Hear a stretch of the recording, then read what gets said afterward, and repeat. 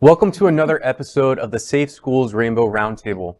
I'm your host, Dr. Dan Sheridan, a licensed psychologist, and today we delve into a topic that affects all of us, but is especially critical for our young learners navigating the digital landscape: misinformation and media literacy. In this age of information overflow, knowing how to differentiate between facts and falsehoods online is a vital skill. Today's episode, titled Decoding the Web, a student's guide to identifying misinformation online, will guide our young learners through the maze of misinformation and equip them with the tools to discern truth from fiction.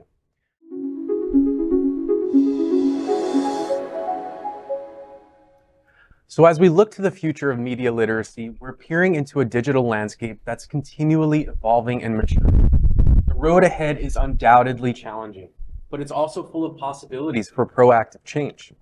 We are at the cusp of an era where artificial intelligence is becoming increasingly sophisticated. Technologies like deepfakes, where AI is used to create hyper-realistic but entirely fictitious video and audio content, are on the rise.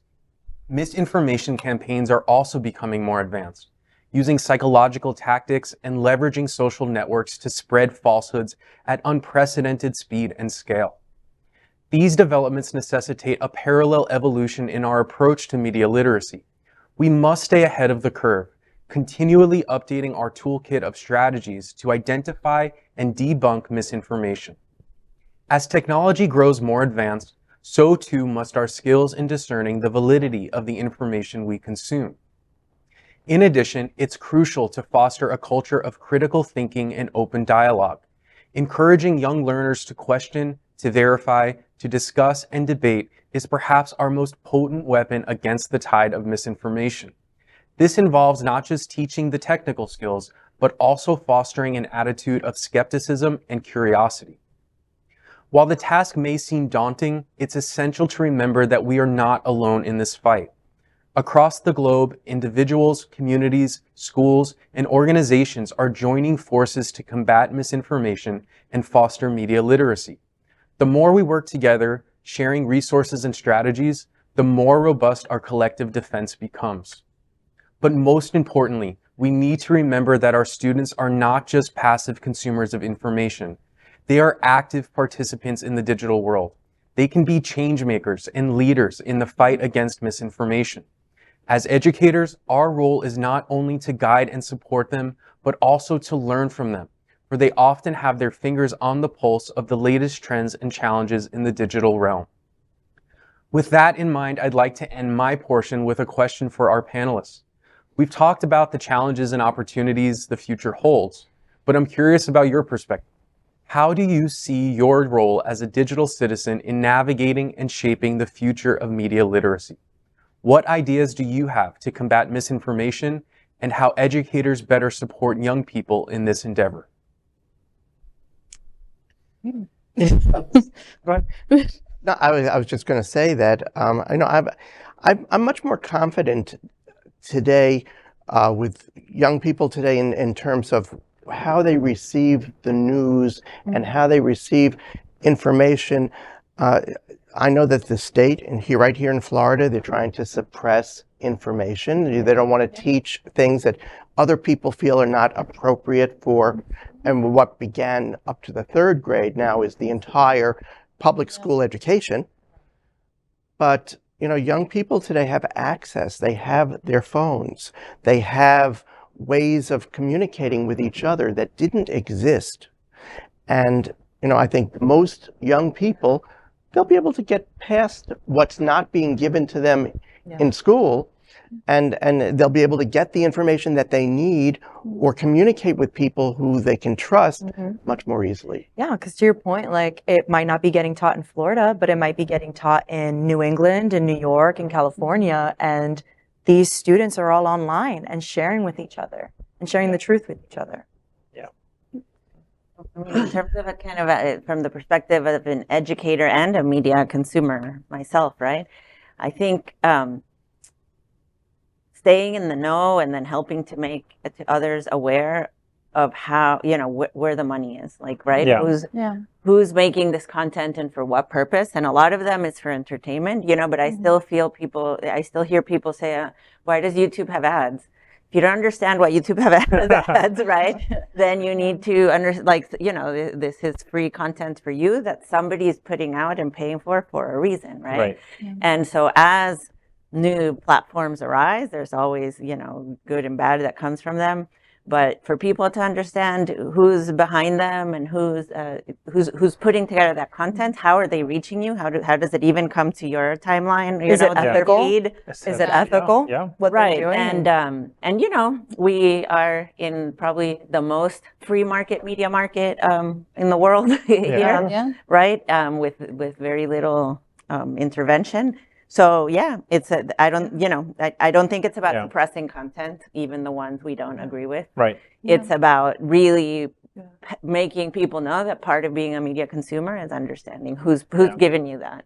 Well, to quote Spider-Man, with that freedom comes great responsibility. And I think that we have to demand accountability from these platforms, but also from our elected officials, but ourselves and our elected officials, for them to understand what is happening in the ever-evolving world of media and what's happening with digital, the evolution of digital markets.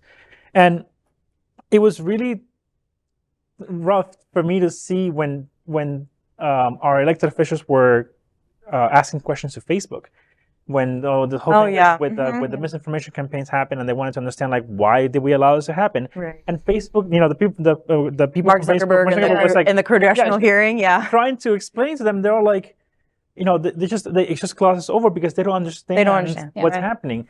And that's why the whole TikTok thing it really did bother me, because I feel like their aggression towards TikTok has little to do with what TikTok is doing, and it has more to do with who owns TikTok. Yeah. Because all of a sudden, because China is the one that released TikTok, now you're all over TikTok. But what happened when Facebook was doing it, when Twitter was doing it? Yeah.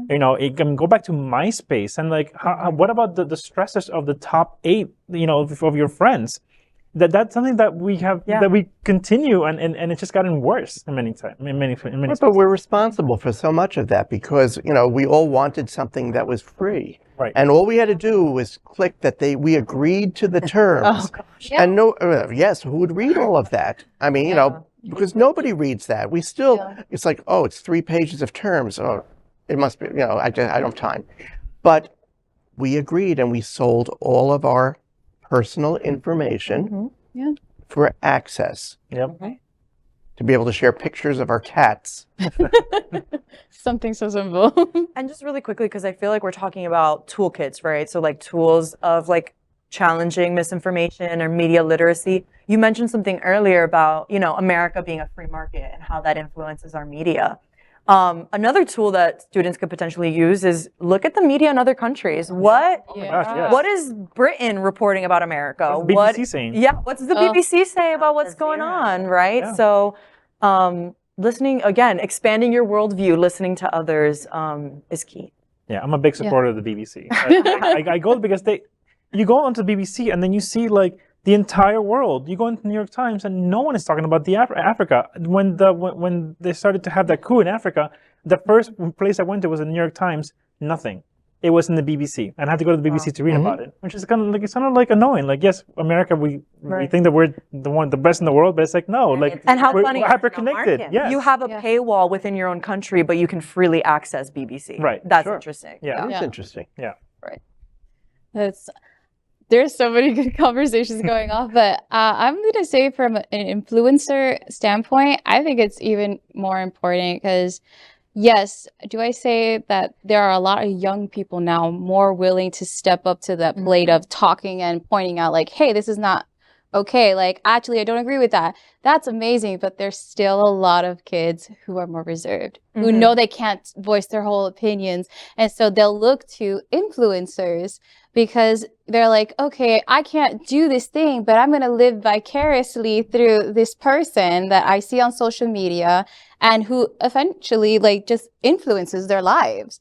But as my job as an influencer is not only just, with working with Harold of getting that information out there and being like, hey, did you know that this has that correlation and like there's that representation of LGBT in this like matter subject, but also giving them a voice and being like, it's okay if you can't come out right now, because there's even adults who can't come out right now, or you know.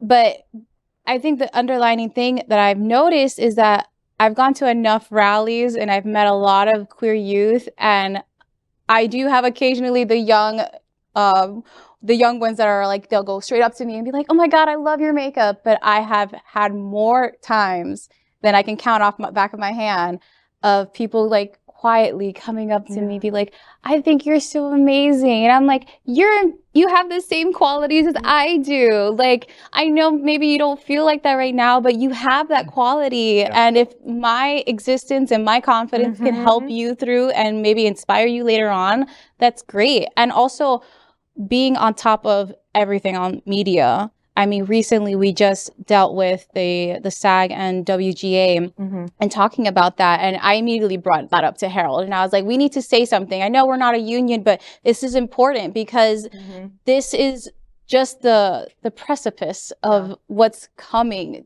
like down the line. And we need to be on top of that. And if we say something misinformation, I want to make sure that we also like be able to retract and put out a statement or put out a video, be like, hey, we posted this and there was some misinformation, and holding ourselves to that accountability. And I think anyone can be an influencer. Yes. Point. Like, you don't need social media to go out and influence somebody and be a mentor to somebody. Yeah, that kind of piggybacks off of a question I want to ask both you and Harold about how do you see Safe Schools' role in misinformation in the future, and how can you all help consumers of information and as creators of information? Yeah, so this whole program actually is part of our attempts to teach not just kids, but also teachers and professionals on what is coming, what is already here, and how it will expand and impact your life. I think that you mentioned earlier that when the internet first came out, Steve, that reporters were afraid of it. Reporters were, very much in fear of it. And I think we're seeing the same thing when it comes to artificial intelligence. We see that there's all this aggression towards it, and there's all this, it's going to destroy the world. It's going to become the Terminator, whatever. Skynet. And that's going to be the end of the world. And it's like, in many ways, it is going to be the end of the world, because it's going to be the end of our world as we understand it today, and birth a whole new world where these tools are tools and not something to be feared. Right. And that is why at Safe Schools, we are really just leaning into the future and being like, guys, you don't have to be afraid. You don't have to, pretend it doesn't exist. Here it is. Here's how to better use it. Here's how to ethically use it. Because we know that our technological advancements are always 10 steps ahead of how we know how to use them ethically. So let's bring the ethics up to where we are, and instead of like shaming these tools or saying, look, don't use these tools are evil or awful, being like, how can we better learn? How can you learn how to use this? How can you learn how to use these chatbots to set up your research or find more information about what you're doing, but still learn how to write, learn how to create your own thoughts. Critical thinking. This won't do it for you. It's going to get close to doing it for you, but eventually you're going to know that this is not the person that's doing it. And also, we're using our platform, we're using our website to give people the information that they are being told they can no longer access. So we are retooling our website to have, most of our blogs are talking to counter to what the government wants you to hear, but not the government, but there are certain groups of people are wanting you to hear. We want, if they're telling you can't learn AP physics, AP psychology, come to our website and we'll show you where you can get access to that information. You can learn about African American studies. Come to our website and we'll show you about what you're not learning, because this is not. And the thing is that because it's online, it's not only helping our kids, but it's helping kids across the world. And that is why nonprofits have to step up and be that lighthouse, be that beacon of digital hope for people who are from countries that don't have access to the freedoms that we have in this country, that we have to protect, that we have to hold close to, because we are living in a time that things are changing so rapidly that people feel overwhelmed at times. Yeah. And that overwhelmness, that anxiety that is produced from that makes them disconnect. And that's not good, because we will lose it. We will lose this great experiment if we don't step up and mobilize and form those intersectional connections with people who are marginalized the same as we are, and say, we may not agree on this, but we agree on all of this. Let's work on this while sitting in the uncomfortable space of not agreeing on this one thing. Eventually we'll get to it, and we'll talk about it. But guys, let's work on not losing this amazing place that we call the United States. Absolutely. And what you're talking about really needs to be reinforced, because there are still many people who feel that if they do raise a different issue or a different perspective, they're going to be shamed. Right. And we do that ourselves. Yes. We shame our community. And it's really difficult to talk about this, because I like Dan right here, we're both listeners, and I like to listen to people. And the more you listen, the more you lean into what they're saying, they'll start to reveal what's really happening with them. And I've had people that I would never guess are like, I really struggle with the trans issue. And I'm like, thank you for telling me that. Let's talk about why you struggle. And then they'll list out what other things that they have heard. I mean, I'm like, look, this is actually not really happening. This is what's actually happening, and I welcome you to do more research about it, because they're not putting a cat litter and or an 18-year-old fully presenting male is not all of a sudden becoming a female gymnast, whatever it is. That's not how that works. Learn how things actually work. But thank you for telling me. But that takes a willingness from the person that you're engaging conversation. You identify that you yourself are a good listener, but it also is reliant on the person whose views are being challenged. If you are agreeing to enter this conversation, you also need to reciprocate being a good listener, right? So if you are willing to be challenged, if you are going to ask the questions, be willing to listen to the answers. Yes, absolutely. Yes. So from reflections on the past to projections for the future, our journey today has been enlightening. Now it's time for us to hear from you. What questions do you have? What comments or ideas would you like to share? You can leave your thoughts in the comments below, or send us an email at roundtable@safeschoolssouthflorida.org. And that brings us to the end of another engaging and enlightening episode of the Safe Schools Rainbow Roundtable. We hope that today's discussion has given you new insights, sparked your curiosity, and empowered you with the tools to make a positive change in your classrooms and communities. Remember, the journey of learning and growth doesn't stop here. We encourage you to delve deeper into these topics, to ask questions, to start conversations, and to become active participants in building a more inclusive and educated society. To ensure you never miss an episode of the Rainbow Roundtable, please follow and subscribe to Safe Schools on our social media @SafeSchools1991. We'll continue to bring you insightful discussions, expert perspectives, and practical resources to navigate the diverse challenges and opportunities in our educational landscape. A big thank you to our partners at Happening Out Television Network for their unwavering support and commitment to this endeavor. We appreciate their dedication to fostering inclusive conversations and their drive to amplify the voices that need to be heard. Hotspots Magazine Happening Out Television Network is one of the largest nonprofit 501c3 LGBTQ+ media platforms in the world. Their mission is dedicated to their 10 pillars of the LGBTQ+ community, including Black community, Latino, lesbian and queer women, trans, HIV/AIDS healthcare, seniors, business, social justice, and faith. Safe Schools falls into the media company's 10th pillar, to support students and youth. And finally, a heartfelt thanks to our panelists today. Your expertise, experience, and passion truly make the Rainbow Roundtable the vibrant and impactful space that it is. As we wrap up today, let's remember that every color in the rainbow is unique, but together they create a beautiful spectrum. The same goes for our diverse experiences and perspectives. It's in our unity and diversity that makes us stronger, that builds bridges of understanding, and lights the way towards a brighter future. So, keep shining, keep questioning, And most importantly, keep adding your unique color to our shared rainbow. Remember, a world full of color is a world full of possibilities. With what's happening in our schools, to our teachers, school boards, and especially our students, we hope you will support our nonprofit mission, stand up and educate our community.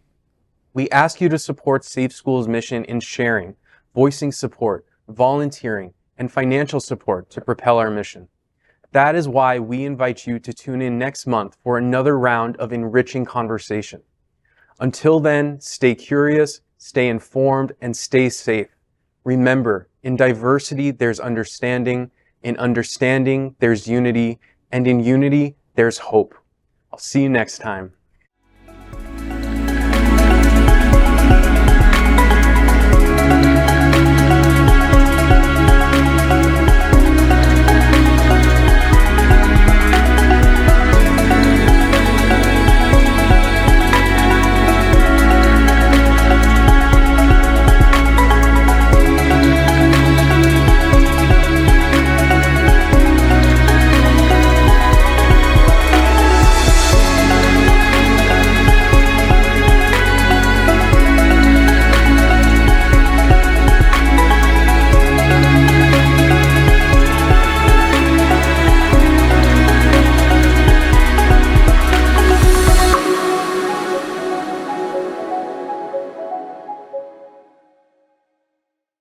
We are Queer News Tonight, the world's first and only live daily LGBTQ+ evening news show, brought to you from Happening Out Television Network.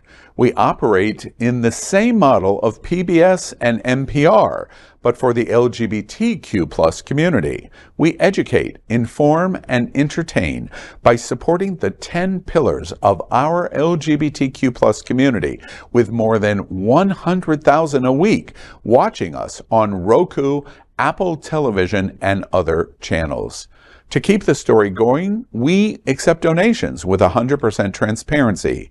Stay updated and live authentically with Queer News Tonight.